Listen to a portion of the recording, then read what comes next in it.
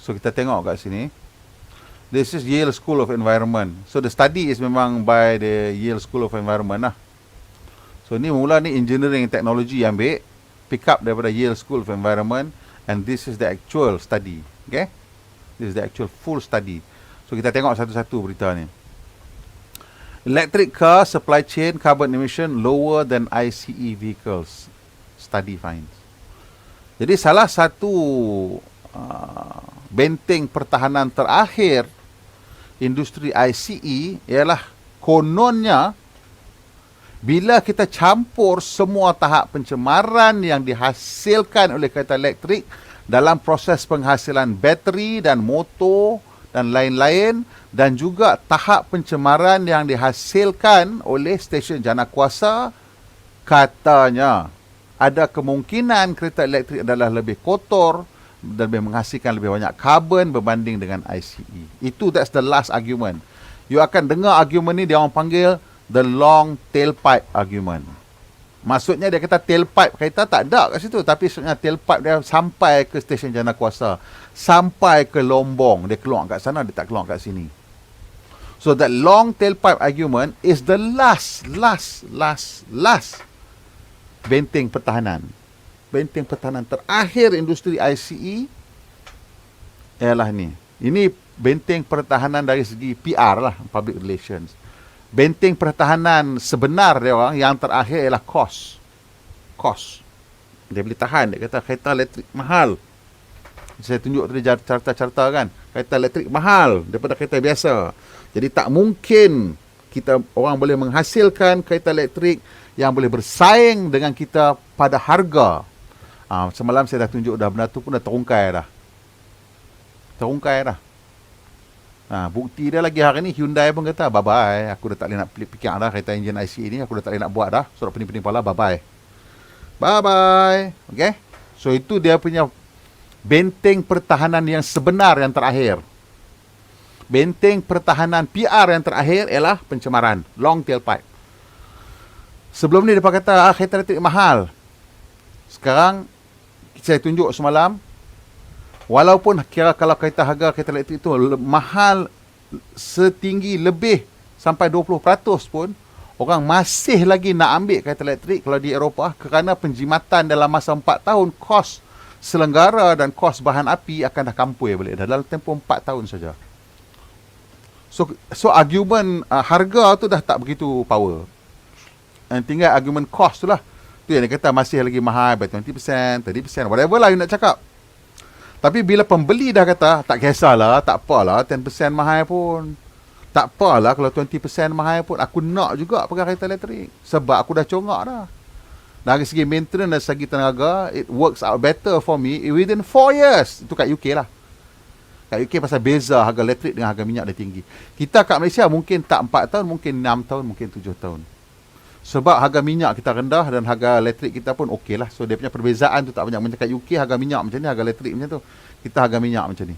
So tak, dia nampak macam kurang sikit lah. So saya kira congak kalau saya penjimatan sekurang-kurangnya 30 hingga 35%. Kalau cantik mungkin sampai 40% sampai 50%. Bergantung pada kereta yang kita beli dan macam mana kecekapan tenaga dia dari segi kereta elektrik.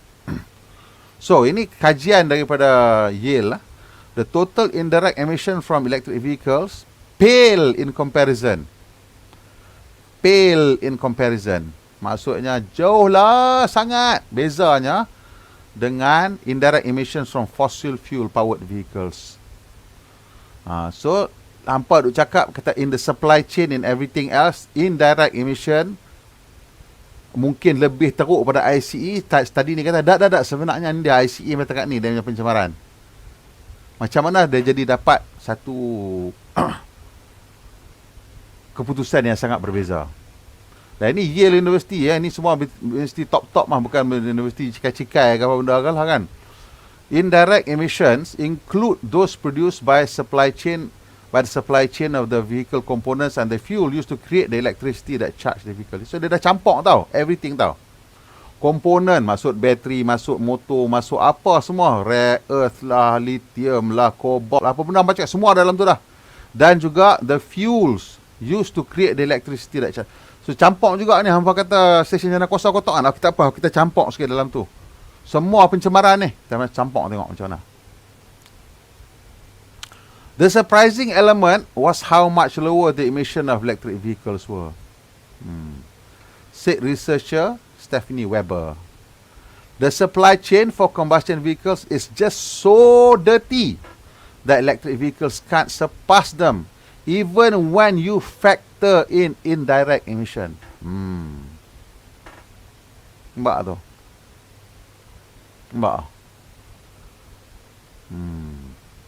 The research team combined concepts from energy economics and industrial ecology, iaitu carbon pricing, life cycle assessment and modelling energy systems. Okay? So ni semua benda-benda penting ni. Carbon pricing ni adalah satu isu yang sangat penting kerana how do you account for the cost of everything? Cost yang tak termasuk cost yang boleh kira dekat dalam buku account ialah cost terhadap alam sekitar, which is yang sekarang yang kira carbon pricing lah. It's not accurate, but it's something. Life cycle assessment maksudnya boleh kitar semula ke tidak, berapa lama jangka hayat dia. Dalam masa jangka hayat tu macam mana dia keluar karbon ke tak keluar karbon ke, dia serap karbon ke, dia apa dia buat. Dan modelling of energy system. Jadi energy system ni, modelling untuk energy system ni memang selalunya macam kita di Malaysia pun, kita probably do some kind of modelling for our whole national energy system. Maksudnya bila kita cakap energy system, selalunya ni grid lah, bekalan elektrik. Dan juga mungkin bekalan-bekalan tenaga lain lah juga mungkin, saya tak tahu. Tapi selalunya ini tunjuk grid dan campur benda-benda lain sekali lah. So bila you tengok ni, you kata okey, berapa banyak pencemaran yang dihasilkan oleh grid sekarang. Kita nak assign that emission to every single thing yang pakai grid tu. Daripada rumah kita, ke lampu, ke komputer, ke toaster, periuk nasi, aircon, semua nak kena assign all that emission yang dihasilkan. So juga nak assign pada kita. To find if the carbon emission will still reduce when indirect emission from electric vehicle supply chain were factored in. Yes. A major concern about electric vehicle is that the supply chain, including the mining and processing of raw materials and the manufacturing of batteries, is far from clean, said Professor Ken Gillingham. So, if we price the carbon embodied in these processes, the expectation is electric vehicles would be exorbitantly expensive. Ni cerita dia nak masukkan price carbon tu, saya tadi carbon pricing tu. Kalau you tengok all the cost of this carbon emission dalam bateri, dalam apa benda lagi lah, dia punya the whole supply chain, kalau katalah you boleh charge for the carbon, it would make electric cars even more expensive. It turns out that's not the case. It turns out that is not the case. If you level the playing field by also pricing the carbon in the fossil fuel vehicle supply chain, electric vehicles would come out.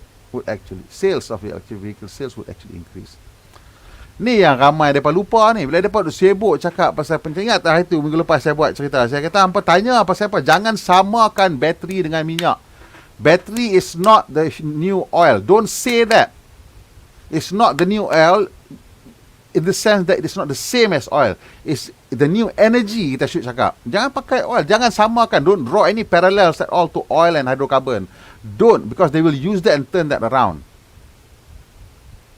to poison your mind. So, jangan langsung draw. Battery is the new energy source. Yes, okay. Battery is the future of energy. Yes, fine. Boleh kata macam tu. So, mereka lupa. Mereka cerita, oh, nikel ni kotor, lithium ni buat, bila ada lombong macam ni, lombong pencemaran tu, buat kobalt pencemaran, nikel pencemaran, manganese pencemaran, aluminium pencemaran, lithium pencemaran. Dia tak tanya tu hak korek minyak tu macam mana. Hampa pernah tengok kan? Bila dah habis cari gali tu kan, dah jumpa dah. Nanti kadang-kadang masa tengah cari gali, jumpa gas berbakar. Bila dah jadi platform yang sedut minyak tu, kadang-kadang ada gas, dia bakar gas. Bakar gas tu apa dia? Tu belum start apa-apa lagi, dah start dah pencemaran tu. Dia buang gitu je gas. Kalau lalu kat Petronas punya loji dekat Terengganu tu, kat mana? Apa Kertih lah. Tengok tu, api terbakar tu semua apa dia?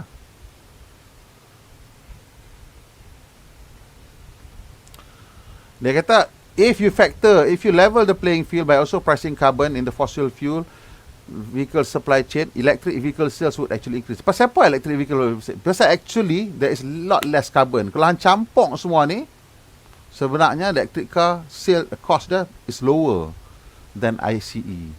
Ini bukan cerita direct cost tau. Ini dah campur indirect cost tau. But all I'm saying semalam ialah direct cost dia pun dah turun sama ataupun lebih murah daripada ICE. So bayangkan kalau direct cost dia pun dah lebih rendah daripada ICE, campur dengan indirect cost. Kalau lepas ni all the government decide to charge full carbon cost on everything, mampu kereta biasa. ICE memang kena berhenti je, tak boleh nak buat apa. The study also considered future technological change such as decarbonization of the electricity supply and found this strengthened the result that electric vehicles dominate when indirect supply chain emissions are accounted for. Bila tengok future punya changes, decarbonization of the grid and everything, lagilah cost factor tu makin menurun dengan lebih banyak lagi. Of course, this is a political issue as much as it is a technological issue lah.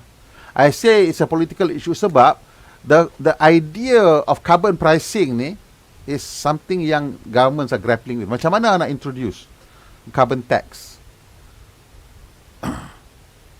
Kita nampak benda ni salah satu benda yang kita nampak kesan dia adalah mendatangkan beban tambahan kepada negara-negara yang sedang membangun, seolah-olah macam nak memberikan kelebihan kepada negara yang sudah pun maju. Nampak macam tu. Tapi kita kena cakap, kita kena tengok ni dengan betul-betul dan cuba tengok apa sebenarnya kelebihan yang kita boleh dapat daripada sini. Lower carbon emission, kita kena fikir macam ni tau. Negara kita sebenarnya lagi banyak sumber asli daripada negara mereka. Maksud saya sumber asli ni bukan cerita minyak, biji tak. Sumber asli maksudnya hutan belantara yang cantik. All this biodiversity, all these things yang cantik ni semua, yang hijau ni, dia menghasilkan satu suasana yang lebih cantik dan lebih sihat untuk kita. So what's the price on that thing? So instead of focusing on the cost of products kita nak export, which is only yang ini masalah kapitalis saja. Kita orang biasa ni bukan kata bila dapat masuk produktiviti lagi banyak, gaji kita naik tak, gaji kita stagnan lama dah. So depa yang duk untung, depa cerakut dengan carbon ni pasal depa punya cost naik. Depa duk sibuk, every time dia sebut gaji je tak boleh naik gaji, naik cost, kita tak kompetitif. Gaji dia cerita dia aja macam tu je. Betul tak? But if we can make sure that the environment is clean and nobody boleh ikut suka-suka je mencemar, potong kayu balak. Because potong kayu balak tu ada carbon cost dia.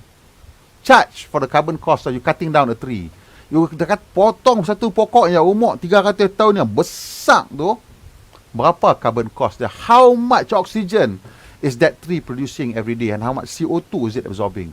You imagine kalau you masuk semua faktor benda tu, biarlah mereka tak ada kayu, apa heran. Tanamlah kayu macam pokok pine tu, mereka pun tanam kayu pokok pine untuk buat dia punya lumber sekarang. Mereka komplain lumber mereka tak sama macam lumber dulu. Lumber dulu slow growth, lumber sekarang fast growth. Macam ayam bila fast growth, selalunya dia tak apa cantik lah, masak pun tak apa sedap. That's why free range chicken lagi mahal. Sama slow growth timber lagi kuat, lagi kukuh, dia punya ring dia rapat-rapat. Fast growth timber ring dia besar-besar, jadi dia tak apa kuat. But if you want to protect the environment, you kena pakai your fast growth timber.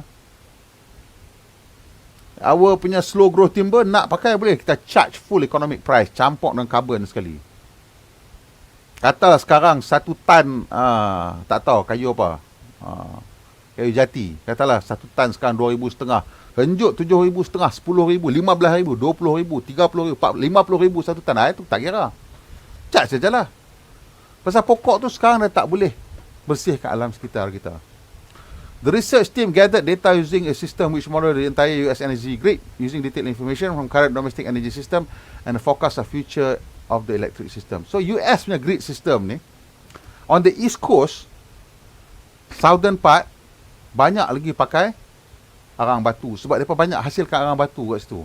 So mereka pun sama macam kita lah cakap, tapi kita ada arang batu bye, takkan tak mau pakai. Nanyalah kawan-kawan kita kerja Lombong ni. So mereka pakai. Dekat belah West Coast, mereka tak banyak pakai. Daripada banyak pakai solar, banyak pakai gas. Kurang arang batu dah, lebih bersih. Some of the northern states dah kurang arang batu sikit. So dia pun tak even. Tapi dia tengok the whole campur. And still shows that it's cleaner. The study shows that the elephant in the room is the supply chain of fossil fuel vehicles, not that of electric vehicle. Tadi Paul Wolfram said. Sebenarnya yang kotor tu ialah fossil fuel punya supply chain. He added the faster we switch to electric vehicles would be better for climate overall, especially in countries with a sufficiently decarbonized electricity supply like the US. US is not really sufficiently decarbonized, tapi okay lah kasi China. They're quite well decarbonized lah. Tapi aku rasa Europe lagi better decarbonized kot. Tapi anyway. Okay.